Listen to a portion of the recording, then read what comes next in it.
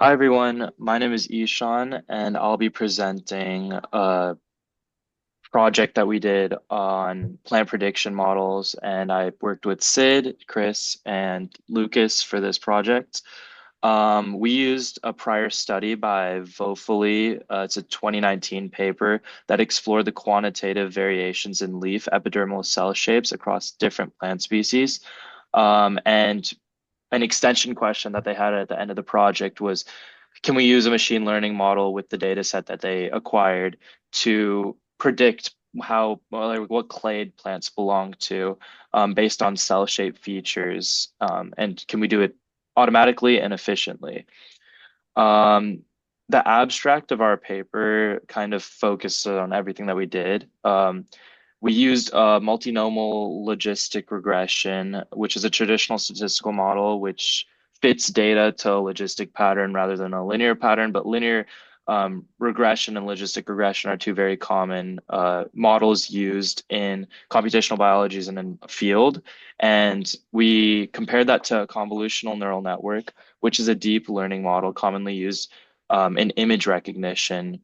Our results were very interesting because we actually expected the CNN to perform better, but we found that it overfit the data, achieving nearly 100% accuracy on training, but only around 20% accuracy on the test data. On the other hand, our logistic regression performed significantly better with 88.9% accuracy on the test set. This highlights the challenges of deep learning to small data sets and emphasizes the importance of selecting the right model for a given data set.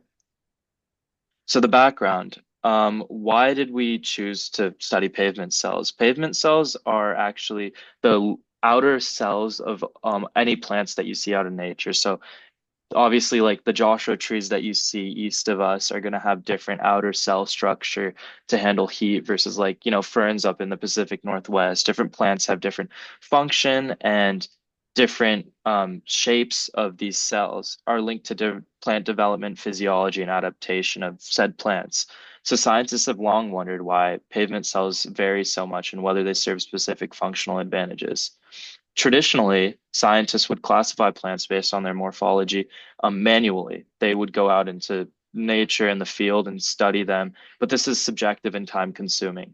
Machine learning as a tool can be used to streamline all of these large data sets, whether it's plants, whether it's anything in math. Um, we can automate and improve processes by making classification faster and more reliable.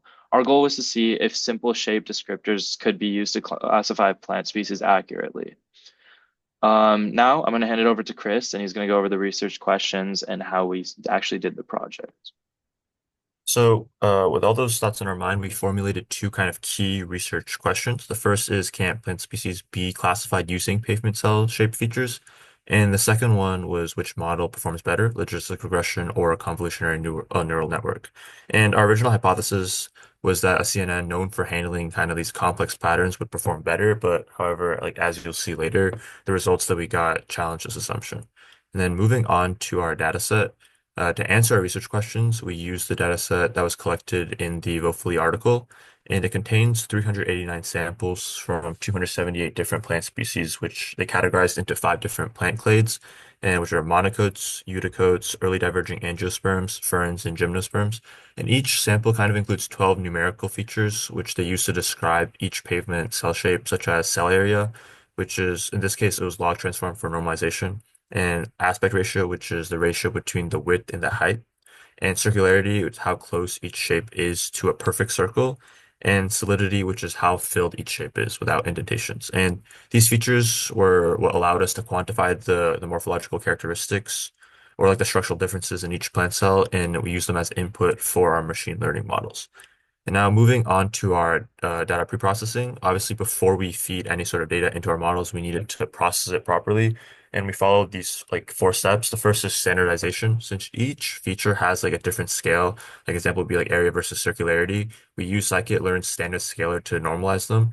And this ensures that all features contribute equally during model training. And the second one was handling any missing values because in our original data set, there were certain characteristics for certain species that just weren't counted. And since there's missing data in these samples, we have to replace them with zeros to avoid data loss. The third step would be class balancing with smoke because the data set inherently was imbalanced. For example, we had like 198 Unicode samples, but only around six early diverging angiosperms.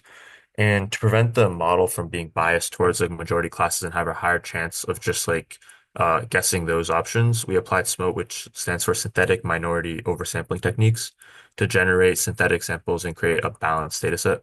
And the last step was just splitting the data, because an inherent issue with our data here is that like we only had one source for our data set because it was collected just for the Vote article. So there wasn't a lot of data to work with. So we split the data into 80% training and 20% testing so that the test set remained unseen while the model was being trained so that when it was tested, it would be uh like a fresh set of data points and so we'd get more accurate results. And now I'll hand it over to Sid to go over our machine learning models. Our first approach to solving the multi-class classification task was multinomial logistic regression, which is a widely used method for classifying data into more than two categories. Logistic regression works by learning a linear decision boundary between classes based on the input features. In the case of multinomial logistic regression, the model predicts the probabilities for each class and assigns a sample to the class with the highest probability. To train the model, we use scikit-learn, which is a popular Python library for machine learning, and applied L2 regularization, also known as ridge regularization, to the model. L2 regularization helps prevent overfitting by penalizing large coefficients, which encourages the model to learn a more generalizable solution. For the input features, we used 12 shape-related characteristics of the plants, which were chosen for their ability to distinguish between different clades. The model's task was to predict the correct plant clade based on these features. The performance of the model on the test set was strong, achieving an accuracy of 88.9%. This means that the model correctly predicted the clade of the plants in 88.9% of the test samples. Additionally, we calculated the macro average precision, which considers the precision across each of the five classes individually and then averages them. The macro average precision of 89.4% indicated that the model performed consistently well across all five clades, showing that it was not biased towards any particular class and was able to correctly classify plants in each clade with a similar level of accuracy. Next, Lucas will be talking about the convolutional neural network. All right. So in constructing the convolutional neural network model, we use the PyTorch package in Python, and we constructed the neural network as three consecutional convolution layers and followed by a pooling layer between each one of them. We also included a dropout layer to prevent any overfitting, and the dropout constant was first set to be 0.2, which means that after the first full connection layer, 20% of the generated neurons will be automatically deactivated. And also for the model, we use the Adam optimizer and the cross entropy loss function to evaluate its performance. Additionally, note that we didn't include the ReLU or softmax activation function, which is used to change the output of a network into actual probabilities after the last full connection layer, because that is already automatically included in the cross entropy loss function in the PyTorch package. As for the effect of our original neural network model, it actually converges, which means it was able to learn things off the original data set and generate a great classification based on it. As after 100 epochs of training, it reached almost 100% training accuracy, but it performed rather poorly on the testing dataset, reaching an around 20% test accuracy. And also note that this 20% test accuracy didn't really change much during the entire epoch generation process, and it indicates that this 20% test accuracy does not have anything to do with the actual model. It's just like a random result.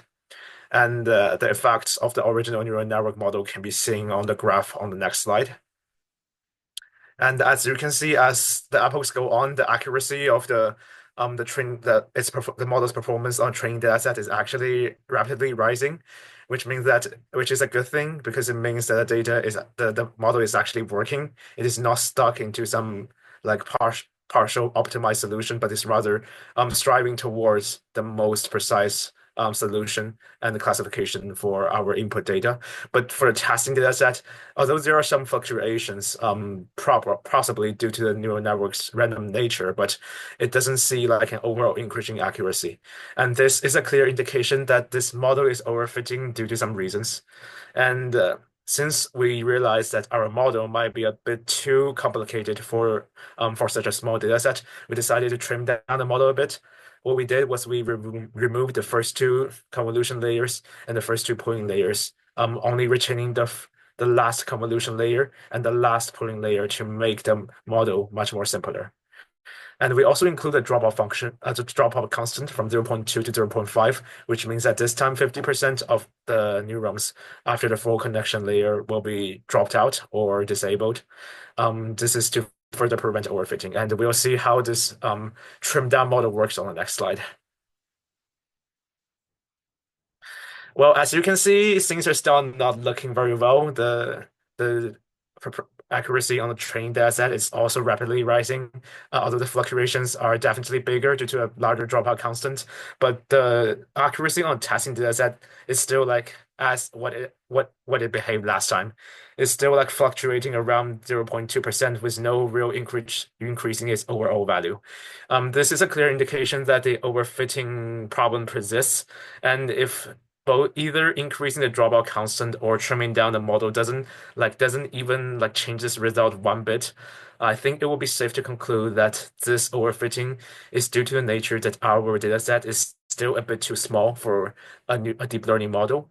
I've had some previous experiences with predicting and classification with convolution neural network models, based on pure dataset problems, not based on images, just like the one problem we're doing now. And it worked pretty well in that case. And I think the stark difference between these two experiences is that the task I did last time has an original data set that contained 10,000 entries, which would be a definitely enough large data set for such a complex model. But in this case, it's clearly not. And also proceed on to the evaluation of the performance of both the models. The logistic regression model produced high accuracy, and its high accuracy was pretty interpretable. And it is clear that it did a good job in classification of a dataset with around 400 entries. But in the CNN model showed a clear example of overfitting, and it had poor generalization on a more generalized situation, as it only learned based on the data we feed them, but was not able to generalize this prediction onto the other, maybe a different data set. This shows that it is probable that small structured data sets, such as the one we have right now, favor simpler models such as logistic regression. But in this case, even like the most fancy CNN model will not work, or other deep learning models, they will not work as well as a simpler structured data model in this case.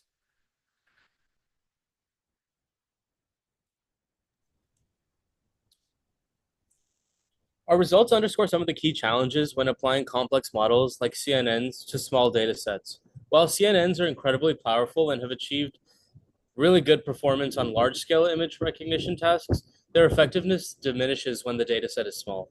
This is primarily due to the risk of overfitting, as Lucas mentioned, where the model learns to memorize the training data rather than generalizing to new or unseen data. CNNs typically require large amounts of labeled data to learn meaningful patterns without overfitting.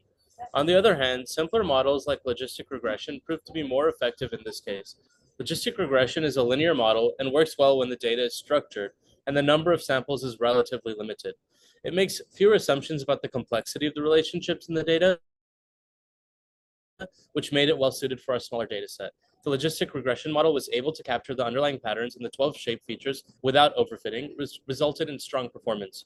This highlights an important consideration when we're working with smaller data sets, and that is that simpler models may sometimes outperform more complex ones, especially when data is scarce. The next slide, please. While our study provides a strong baseline, there's a few avenues for future research and improvement. One of the most immediate next steps would be to explore the use of a larger data set. As our current data set was limited in size, expanding it would likely help deep learning models like CNNs generalize better. A larger and more diverse dataset would allow these models to capture more nuanced patterns and relationships within the data, potentially improving their performance. Another direction for future work involves integrating image-based features directly into the model. So currently our approach relied on numerical descriptors of plant shapes, but another promising approach could be training a CNN on raw leaf images. This would allow the model to automatically learn hierarchical features such as edges, textures, and patterns directly from the images, which may be more informative than handcrafted features. Given the success of CNNs in image recognition tasks, we believe this could significantly improve classification accuracy. Additionally, we're interested in exploring hybrid models that combine the strengths of both logistic regression and deep learning approaches. A potential strategy could involve using logistic regression to make initial predictions based on structured features, while at the same time employing a CNN to extract complex, high-level features from raw images. By combining the predictability and efficiency of logistic regression with the power of deep learning models, such hybrid approaches could offer the best of both worlds and improve overall model performance. In conclusion, our project demonstrated that logistic regression is a strong baseline for classifying plants based on pavement cell morphology. Our results challenge the assumption that deep learning is always superior. Sometimes the simpler models work better when dealing with smaller structured data sets. These are the references that we use, the Vofolia and others paper from 2019, and the Python libraries that we used and other techniques. Thank you for your time, and we're happy to take any questions.